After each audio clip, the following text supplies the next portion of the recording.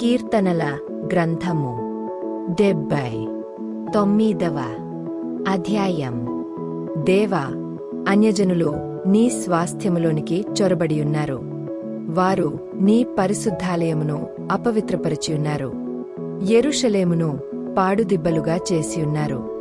వారు నీ సేవకుల కళేబరములను ఆకాశపక్షులకు ఎరగాను, నీ భక్తుల శవములను భూజంతువులకు ఆహారముగాను పారవేసియున్నారు. ఒకడు నీళ్లు పోసినట్లు యెరూషలేము చుట్టూ వారి రక్తము పారబోసియున్నారు. వారిని పాతిపెట్టువారెవరునూ లేరు. మా పొరుగువారికి మేము అసహ్యులమైతిమి. మా చుట్టూనున్నవారు మమ్ము నపహసించి ఎగతాళి చేసెదరు.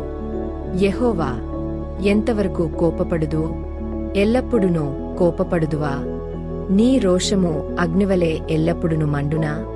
నిన్నెరుగని అన్యజనుల మీదను, నీ నామమును బట్టి ప్రార్థన చేయని రాజ్యముల మీదను నీ ఉగ్రతను కుమ్మరించుము.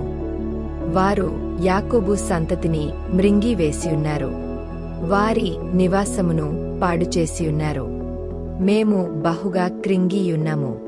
మా పూర్వుల దోషములు జ్ఞాపకము చేసుకుని నీవు మామీద కోపముగా నుండకుము. నీ వాత్సల్యము త్వరగా మమ్ము నెదుర్కొననిమ్ము. మా రక్షణకర్తవగు దేవా, నీ నామప్రభావమును బట్టి మాకు సహాయము చేయుము. నీ నామమును బట్టి మా పాపములను పరిహరించి మమ్మును రక్షింపుము. వారి దేవుడెక్కడనున్నాడని అన్యజనులు పలుకనేలా?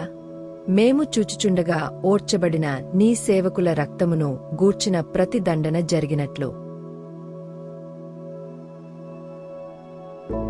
అన్యజనులకు తెలియబడనిమ్ము.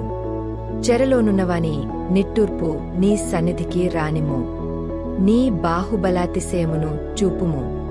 చావునకు విధింపబడిన వారిని కాపాడుము.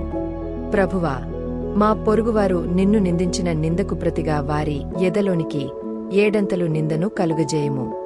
అప్పుడు నీ ప్రజలమును నీ మంద గొర్రెలమునైన మేము సదాకాలము నీకు కృతజ్ఞతాస్తుతులు చెల్లించెదము. తరతరముల వరకు నీ కీర్తిని ప్రచురపరచెదము.